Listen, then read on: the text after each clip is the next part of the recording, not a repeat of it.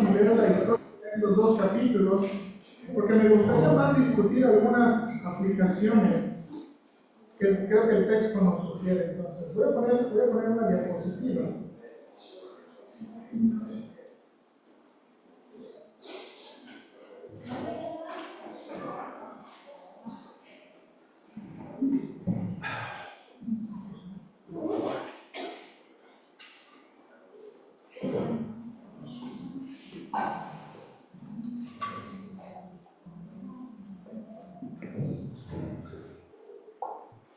Ok, ¿se ve la diapositiva?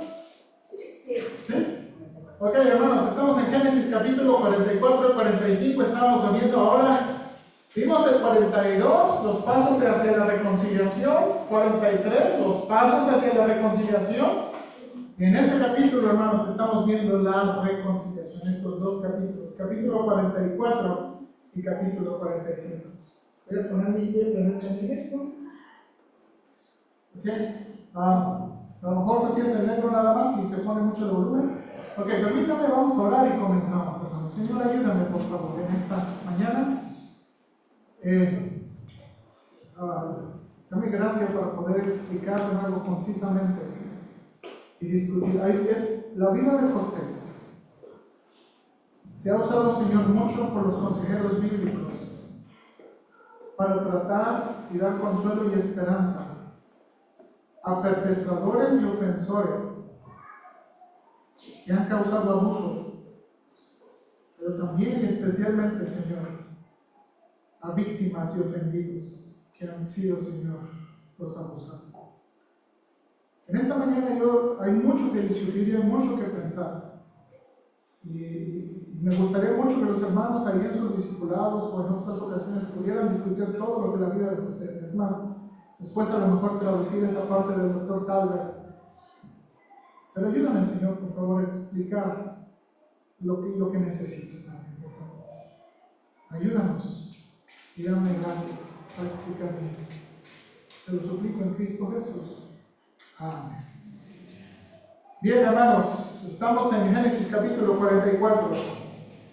Estos capítulos que hemos estudiado, hermanos, desde el 42, 43 y ahora estos dos, son capítulos que abordan, hermano, esta discusión sobre la reconciliación, pero también, hermanos, nos ayudan sobre cómo tratar con los perpetradores que cometen abuso y cómo obtener la gracia de Dios para perdonar a tales perpetradores.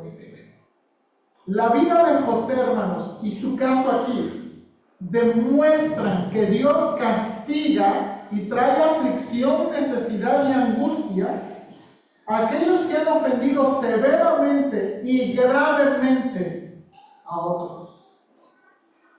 Y cómo la gracia de Dios puede ayudar al ofendido a perdonar.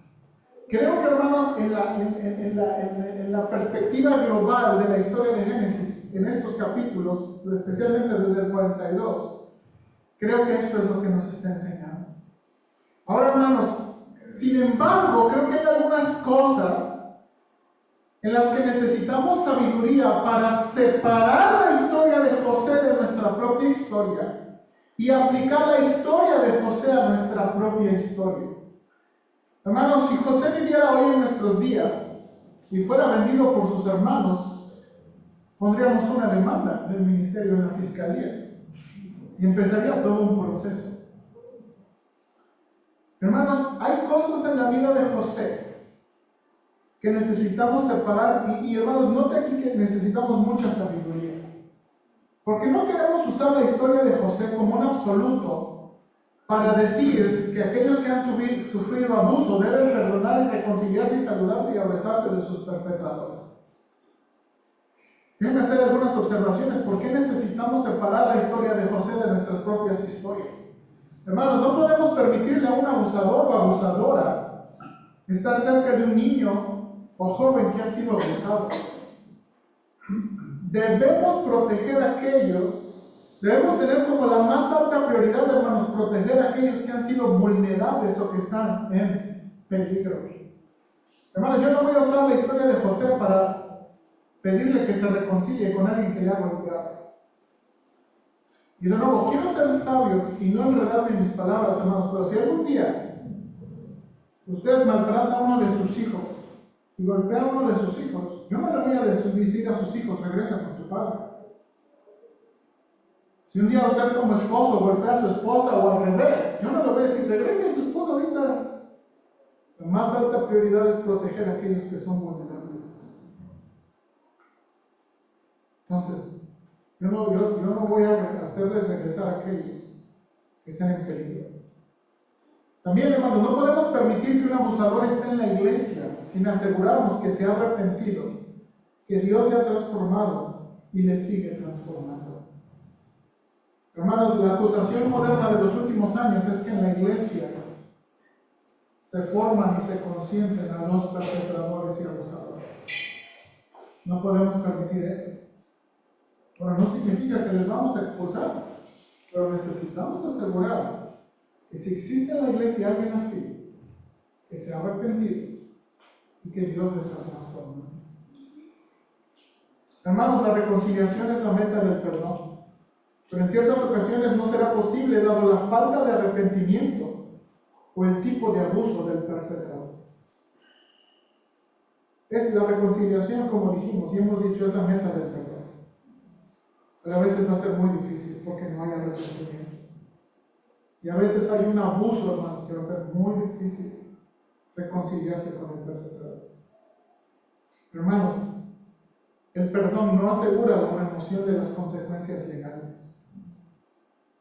El perdón no asegura la remoción de las consecuencias legales. La Biblia enseña, y estaba estudiando y viendo algunos pasajes y libros sobre esto. Hermanos, cuando el pueblo de Israel pecó allá en Números, dice la Biblia que Dios los perdonó, pero igual se murieron y no entraron a la tierra prometida.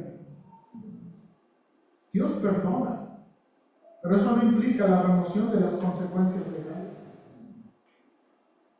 Y en ese sentido, hermanos, hay cosas para separar de la vida de José y de su caso. Sin embargo, lo que esta historia creo que nos exhorta es a las siguientes cosas. Buscar que los ofensores se arrepientan y buscan el perdón de Dios primeramente. Hermanos, por favor, tome mis palabras no me malinterpreten. Pero muchas veces pensamos que todos los de la iglesia son ofendidos. Yo creo que probablemente puede haber en las iglesias ofensores, abusadores y perpetradores. Y se deben arrepentir. Se deben arrepentir. Debemos buscar también, esta historia nos enseña que los ofensores se arrepientan y busquen en la manera que sea posible el perdón del ofendido y enmendar el daño si es posible. En la manera que sea posible.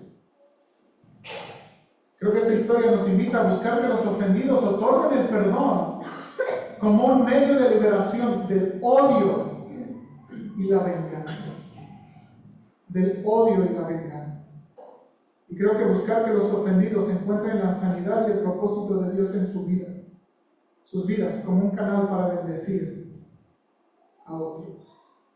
Y de nuevo, hay cosas en la historia de José, hermanos, que necesitamos mucha sabiduría para separar.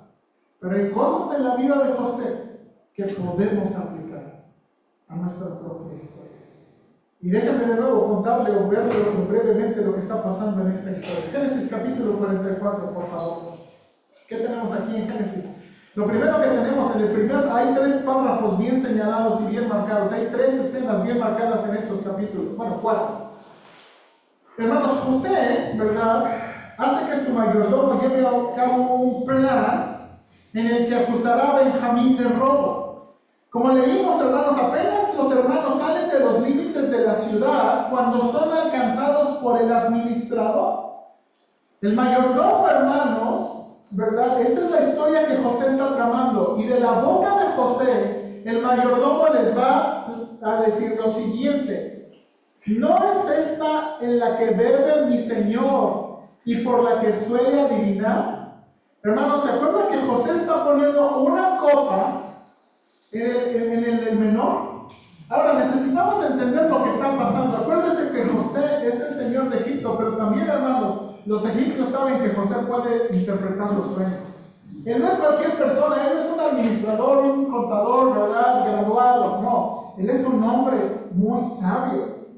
Y entonces, ¿verdad? José manda, y esta copa, hermanos, no era cualquier copa. José está diciendo, esta es la copa. Lo que José está usando la cultura de los egipcios, porque, hermanos, así como hoy en día se lee el café, se lee el té y se lee un montón de cosas, ¿verdad? Y le quitan la sal, pero no le pueden quitar el azúcar, ¿verdad? Lo que José está diciendo aquí es, le está dando una característica muy especial. No es cualquier copa, no es una más que pueda agarrar ahí en la despensa, en el trastero.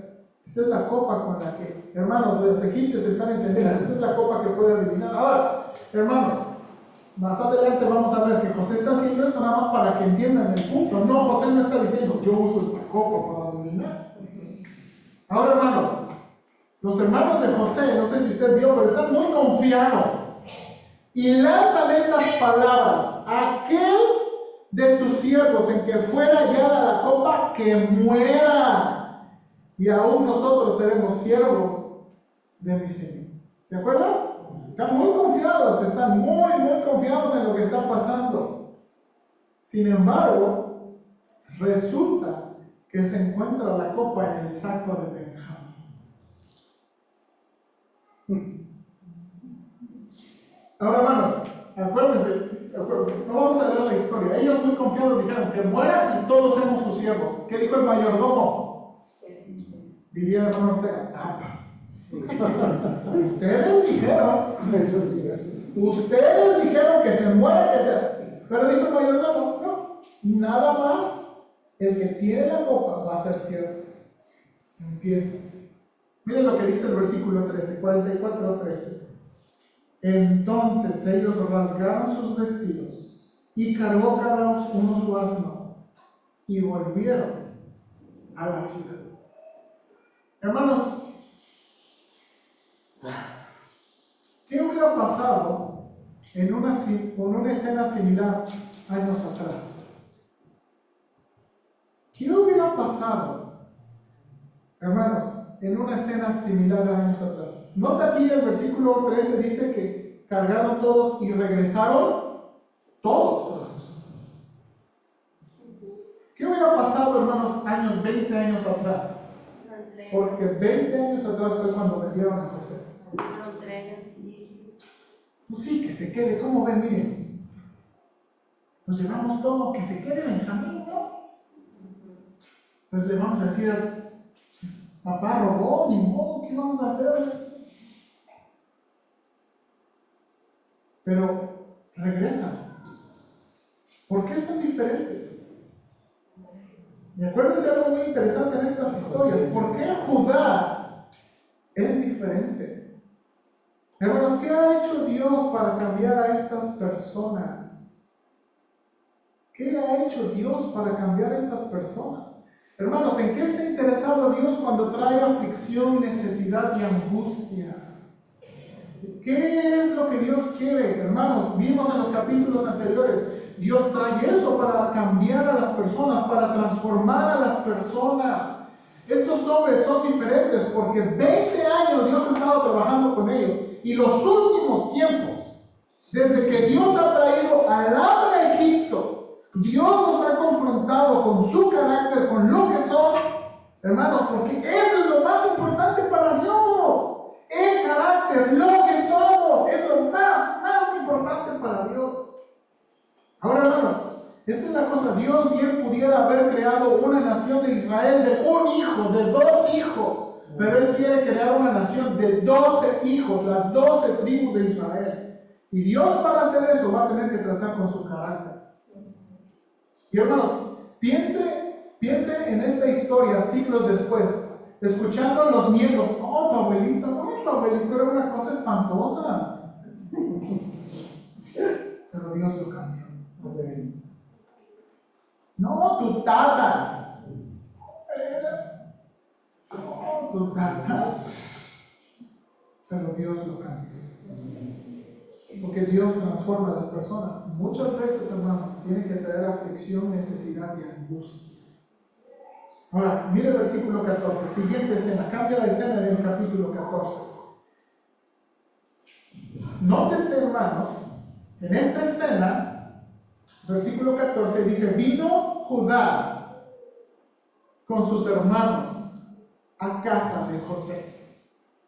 No dice vinieron todos, dice vino Judá con sus hermanos. Hermanos, Judá está tomando el liderazgo. Desde el capítulo anterior, es él el que le pide a su papá. Él es el que trae a Benjamín. Él es el que se está haciendo cargo.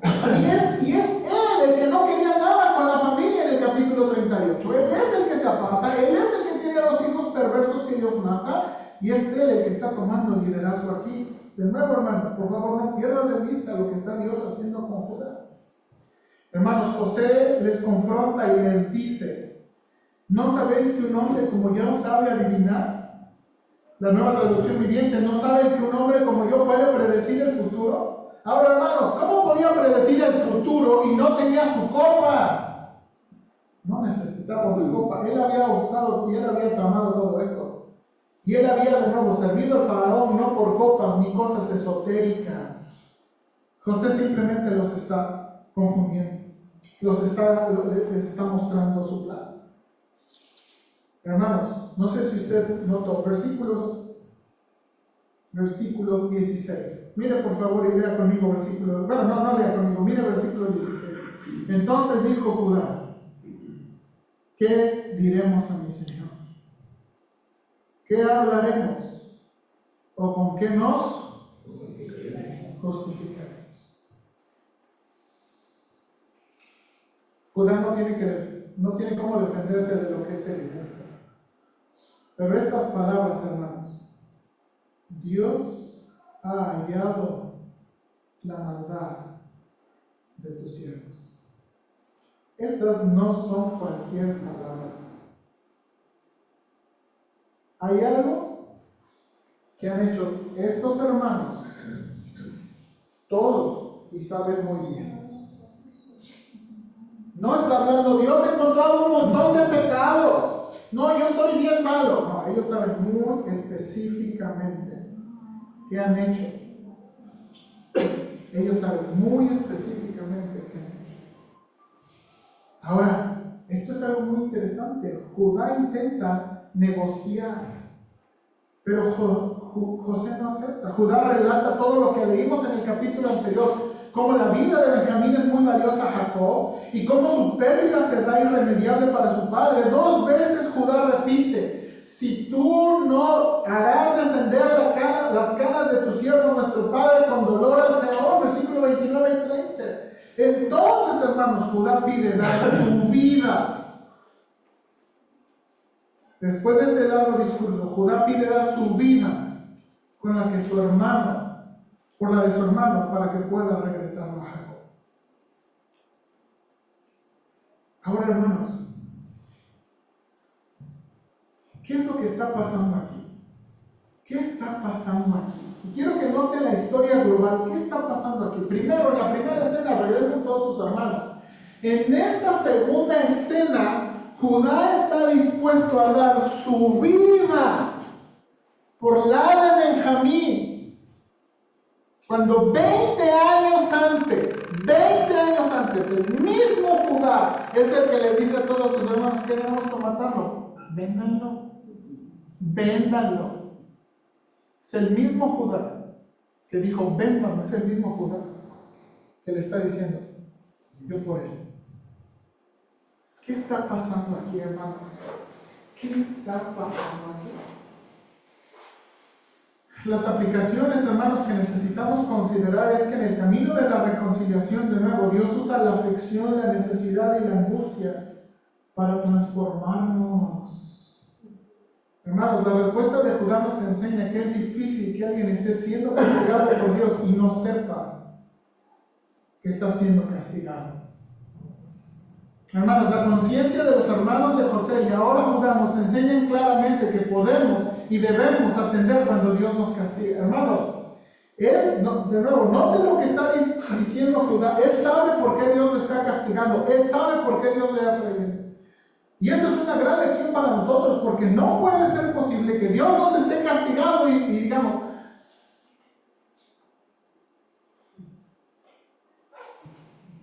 ¿Usted qué piensa? ¿Dios me está castigando?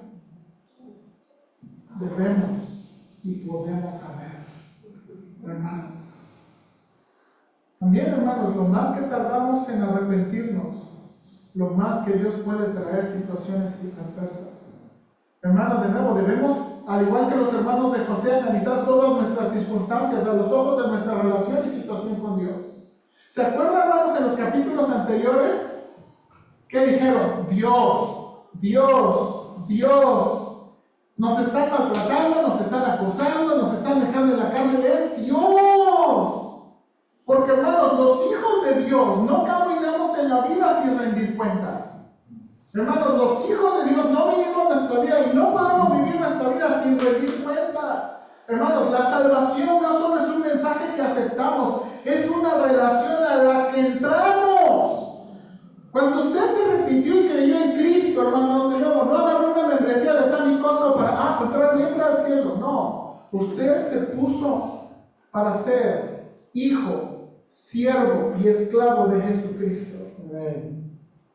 Entró en una relación en la que no podemos ofender a Dios y pensar que no pasa nada. Sí. Usted no puede caminar sus semanas, ni yo tampoco, ofendiendo a Dios y pensar, no va a pasar nada.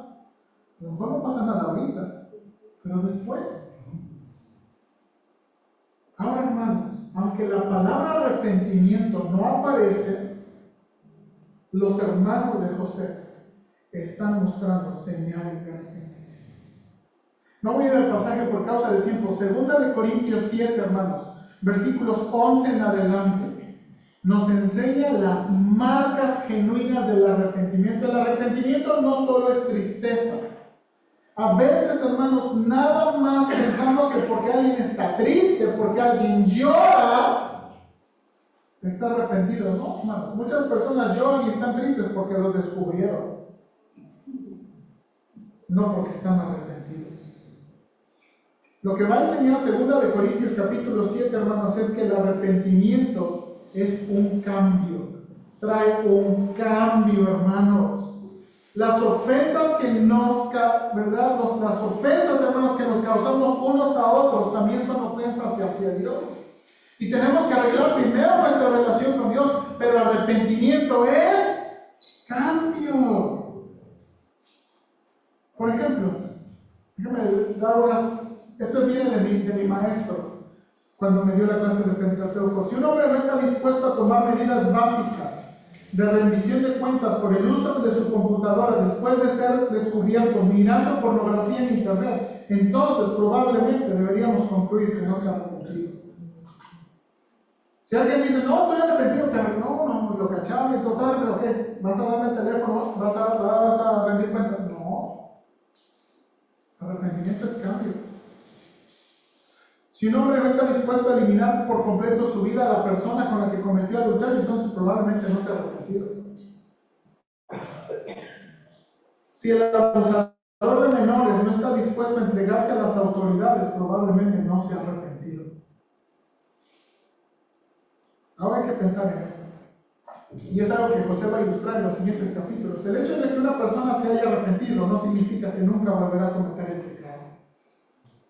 Pero una persona arrepentida estará dispuesta a tomar medidas activas y decisivas para crecer. Una persona arrepentida también reconocerá la posición peligrosa en la que se encuentra y se preocupará por lo que sabe que es capaz de hacer. Y sus hermanos, en estos capítulos, aunque la palabra arrepentimiento no aparece, han mostrado que están arrepentidos. ¿Cómo sabemos eso? Regresaron Judá y ellos dicen, vamos a ser siervos todos. Estos hombres se han arrepentido, porque arrepentimiento es cambio. Arrepentimiento no nada más es me duele, no, arrepentimiento no nada más es I'm sorry. No, hermano. Ahora, Génesis capítulo 45, por favor. En Génesis capítulo 45, probablemente, hermanos, encontramos una de las escenas más conmovedoras de toda la Biblia. Dice el versículo 2, entonces perdió el control y se echó a llorar. Lloraba con tanta fuerza que los egipcios podían oírlo, y la noticia pronto llegó hasta el palacio de Faraón. Hermanos, imagínense esa escena. Pero imagínense esa escena. Ya no podía. Ahora, hermanos, ¿qué es lo que conmovió tanto el corazón de José? Y perdón que nada más encontré esa figurita. Es Judá quien le está rogando que no se lleve a Benjamín. Y es Judá que está ofreciendo su vida por la de Benjamín. Está arrepentido. Y esto es lo que conmueve el corazón de José. Sus hermanos se han arrepentido. Estos hombres que yo, Josué Guzmán, los quiero colgar, están mostrando que se arrepentieron.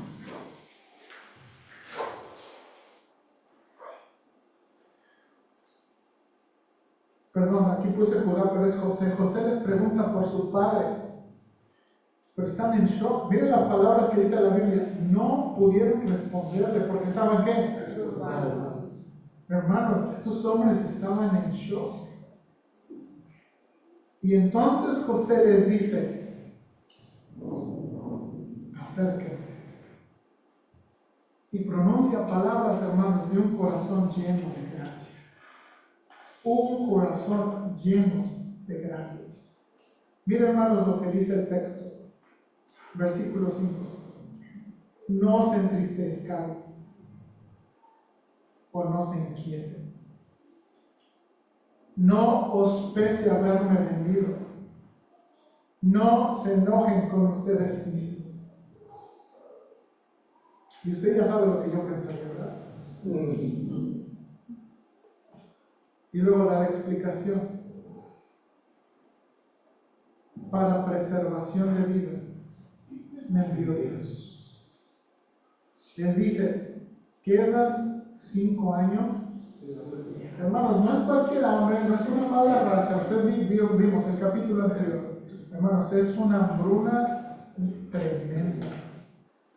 Y apenas van 2 años, hermanos, ya no tienen nada. ¿Se acuerdan? Ya no tienen nada y apenas van 2 años. Les dice José, quedan 5 años de hambre. Y les vuelve a decir, Dios me envió delante de vosotros para preservarlos o salvarlos y para daros vida por medio de gran liberación. Esa última frase, hermanos, gran liberación, la Nueva Traducción Viviente traduce y preservar la vida de muchos más. Está diciendo para preservar la vida de muchos. Pero en una traducción alterna también sugiere y salvarlos con un extraordinario rescate. Dice José, Dios me envió aquí para salvarlos y salvarlos por medio de un extraordinario rescate. ¿Extraordinario rescate? ¿Cree que todo lo que José vivió y pasó para llegar a ser el segundo después de Faraón y poder decidir a su antojo no es extraordinario? ¿Cómo los hubiera salvado Dios en otras circunstancias? Ahora, hermanos, aquí están las siguientes pruebas de que es algo extraordinario. Por tercera vez les dice José, no me enviaste acá vosotros, sino Dios. Y voy a usar la palabra, voy a usar el Dios. Dios me ha puesto por padre o consejero de Faraón. Dios me ha puesto por señor o administrador de toda su casa. Dios me ha puesto por gobernador en toda la tierra de Egipto. ¿Ok? Hermanos, José les está diciendo, no nada más soy una palanca. ¿Ok? No nada más soy, yo no soy cualquier persona. ¿Verdad? Está muy humildemente, pero les está diciendo ver la realidad.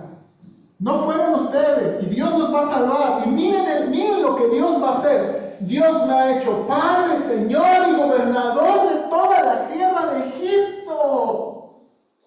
Esto es lo que Dios ha hecho.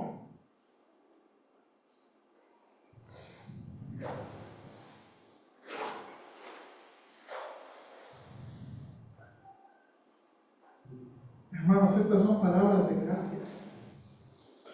Estas son palabras de gracia. No se entristezcan, no les pese 3 veces decir Dios. Hay un libro, casi lo estoy terminando de leer y analizar. Si hermanos estoy convencido que está bueno, voy a mandar a traer. Se llama Cómo comprender y sanar el abuso. Déjenme leerle esta historia, este testimonio. Mary sollozaba de forma incontrolable en el piso del baño. Su madre le acariciaba el cabello y la apoyaba hasta que por fin pudo hablar. El primer día en la escuela secundaria resultó la peor pesadilla para un padre. Mary se peleó con una compañera, amenazó al director y estuvo a punto de ser expulsada. Sus padres, misioneros de una organización cristiana en el centro de San Francisco, estaban muy molestos. Desde que entró en la adolescencia, Mary se volvió cada vez más rebelde y retraída. La pequeña niña precoz, que utilizaba vestidos de ensueño y dibujaba títeres, ahora vestía de negro y dibujaba cadáveres. Mary intentó suicidarse 2 veces en 9º grado. Tuvo arranques de ira y maldijo a sus padres por no abortarla. Ellos buscaron el apoyo de consejeros, de su pastor de jóvenes y hasta el doctor de la familia, pero nada parecía ayudar. Era como si tuviera la batalla perdida contra un demonio invisible que consumía el alma misma de su hija. Al final Mary comenzó a hablarle a su madre en susurros apenas audibles. Le contó sobre un chico que amenazó a una amiga en la escuela. A medida que su madre indagó sobre la profundidad de su enojo en contra del muchacho, el enorme dragón invisible comenzó a tomar forma. Su cruel compañero de clase activó memorias oscuras de la cual Mary había tratado de escapar durante años. Finalmente no pudo contenerse con las imágenes terribles. Avergonzada, ella narró cómo su primo la había abusado sexualmente 5 años atrás. Esto había sucedido durante 2 años mientras él la cuidaba. El abuso se detuvo cuando su familia se mudó a San Francisco. Pero siempre que ella llegaba de visita, su primo persistía en hacerle comentarios sexualmente sugestivos. Los padres de Mary se contactaron de inmediato con las autoridades y con el resto de la familia. Las autoridades decidieron no iniciar el procedimiento judicial, ya que no había evidencia física. Los otros miembros de la familia atacaron a Mary y a sus padres en un acto de venganza. Acusaron a Mary de intentar destruir la familia con mentiras. Acusaron a sus padres de utilizar al primo como chivo expiatorio para ocultar su incapacidad de criar a su hija. Y los amenazaron con pasar un reporte a la junta directiva de la organización cristiana para que lo quitaran de su ministerio. A pesar de que otros 3 niños aparecieron y reportaron que el primo los había acariciado, el resto de la familia rehusó a creer en Mary y apoyarla. Ellos argumentaron que si el primo le hubiera hecho algo inapropiado a Mary, eso ya sería parte del pasado y ella estaba en la obligación de perdonar y olvidar. Para agregar una bofetada a este insulto, reprendieron a Mary por su enojo hacia su primo y dijeron que esto mostraba lo pecadora y poco cristiana que era en realidad. 2 años después de revelar el abuso, Mary todavía no estaba segura de poder creer en Dios, quien vio a su primo abusarla, pero no hizo nada para detenerlo. Desearía que la historia de Mary fuera meramente un ejemplo hipotético. No lo es. Mi ministerio, dice el consejero cristiano, y su familia ha transformado de forma permanente mi entendimiento sobre el abuso. El caso también pone en manifiesto preguntas preocupantes para todos los cristianos. Esto pasa en la familia de misioneros o pastores, hermanos. Esto pasa en muchas familias. Ahora, déjenme leerle el testimonio de Mary en este libro. Dice Mary, como ya muy adulta, la sanidad tras el abuso ha sido un largo proceso para mí. Cuando miro el camino recorrido, me cuesta creer que soy la misma persona de hace algunos años. El año pasado terminé mi carrera en la universidad y ahora sirvo como trabajadora social a familias sin hogar y empobrecidas. Hace poco celebré 5 años de matrimonio con un maravilloso cristiano y toda la rabia y el resentimiento que le tenía a Dios han sido reemplazados por una relación dulce y sincera con Él. Ahora veo a Dios como mi redentor y mi rescatador.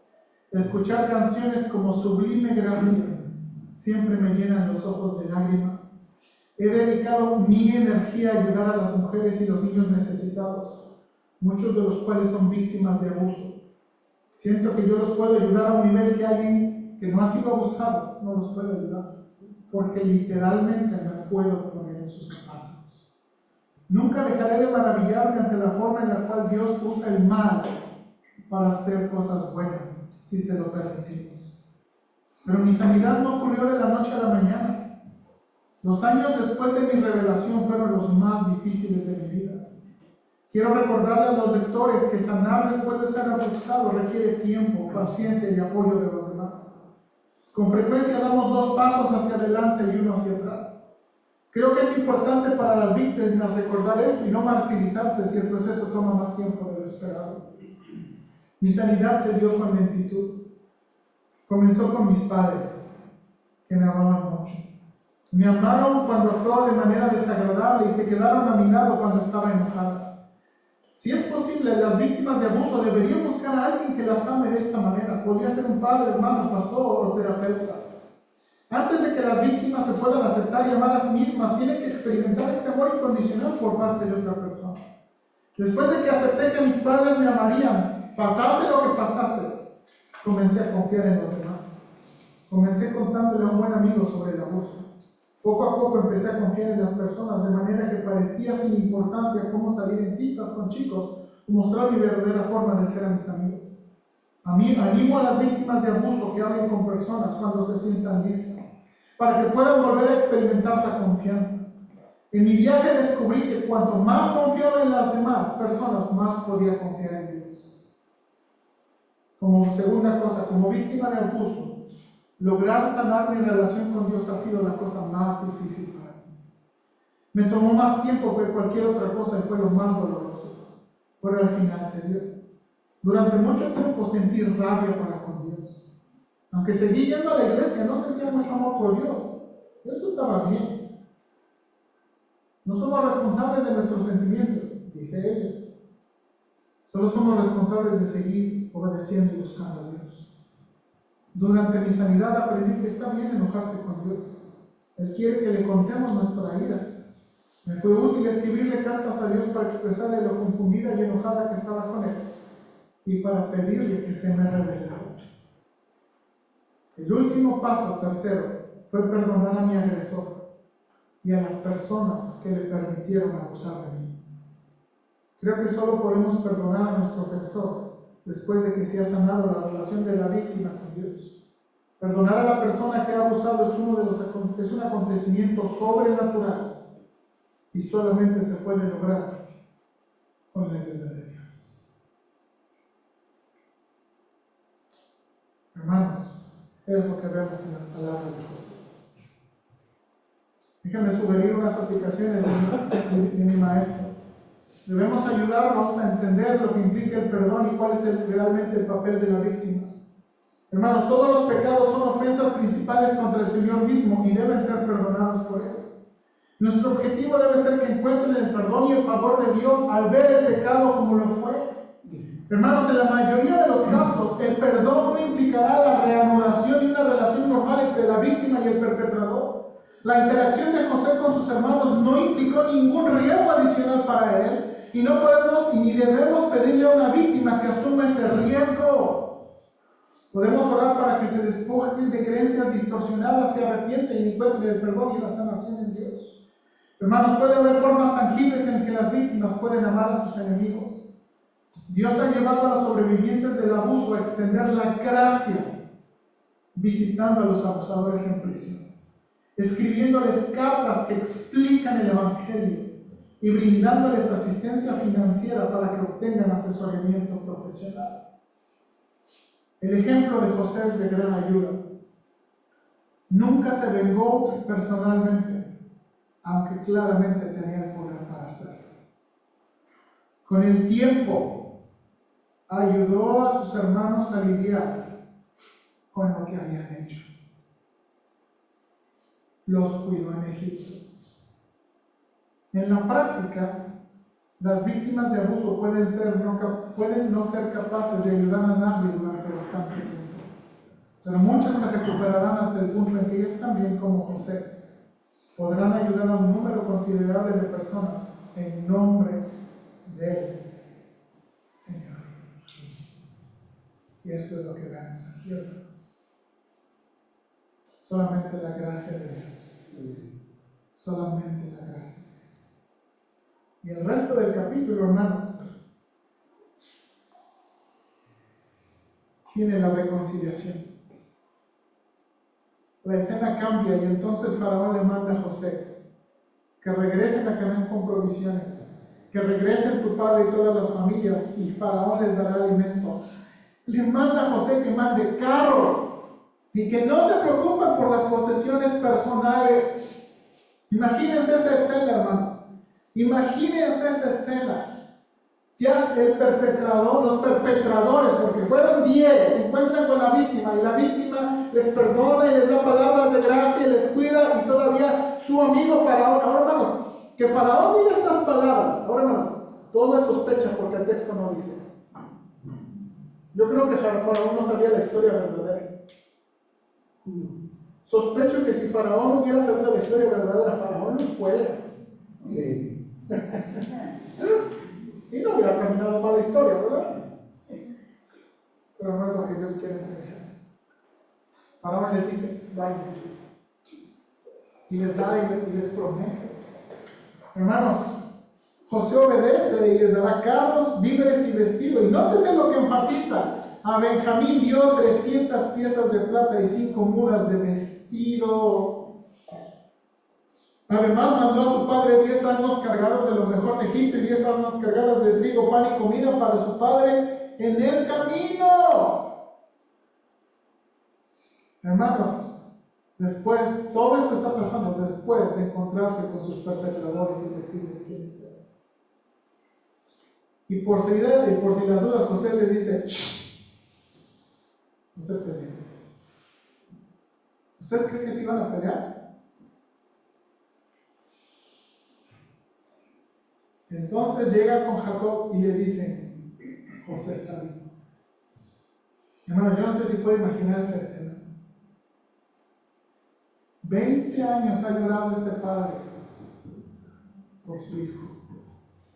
20 años ha llorado por su hijo. Y le dicen que está vivo. No lo puede creer.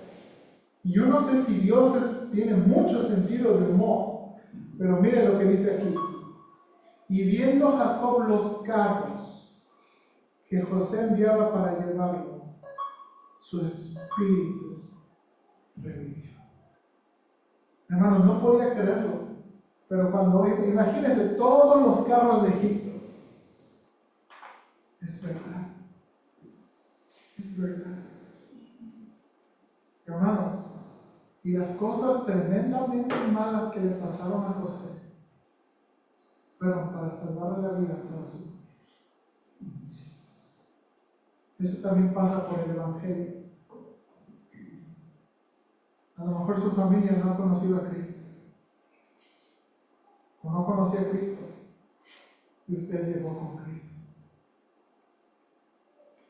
Lo mejor que podemos darles, hermanos, es al Señor Jesús. Las posesiones son temporales, las almas son eternas. Amén. Y que Dios nos ayude. Vamos a orar. Señor, gracias te damos por esta historia, porque es una historia real. Y muchas veces yo creo, cuando Satanás nos ataca, nos hace pensar. Eso solo pasa en la tele, en las películas y en la Biblia, pero no va a pasar en tu vida. Pero el Espíritu Santo nos dice que esto puede pasar en nuestras vidas. Señor, yo oro que si hay aquí un perpetrador o perpetradora que se haya arrepentido ya, que haya cambiado y que siga cambiando. Y yo te pido que si hay alguien aquí que ha sufrido abuso en diferentes maneras, usé una ilustración de la hermana Mary en el asunto sexual, pero el abuso puede venir de muchas maneras. Tú le des la gracia para perdonar y soltar el odio y la venganza que solamente te pertenece a ti. Señor, hay perpetradores que nunca se van a arrepentir y ni se quieren arrepentir. Y la Biblia dice que de Dios es la venganza y Él pagará. En este mundo, Señor, no encontraremos justicia, pero en Dios encontraremos justicia que llegará a su tiempo. Ayuda, Señor, a todos aquellos que han sufrido algo en diferentes grados, a encontrar la gracia de Dios para perdonar, para perdonar. Ayúdanos, por favor. En Cristo te lo pedimos.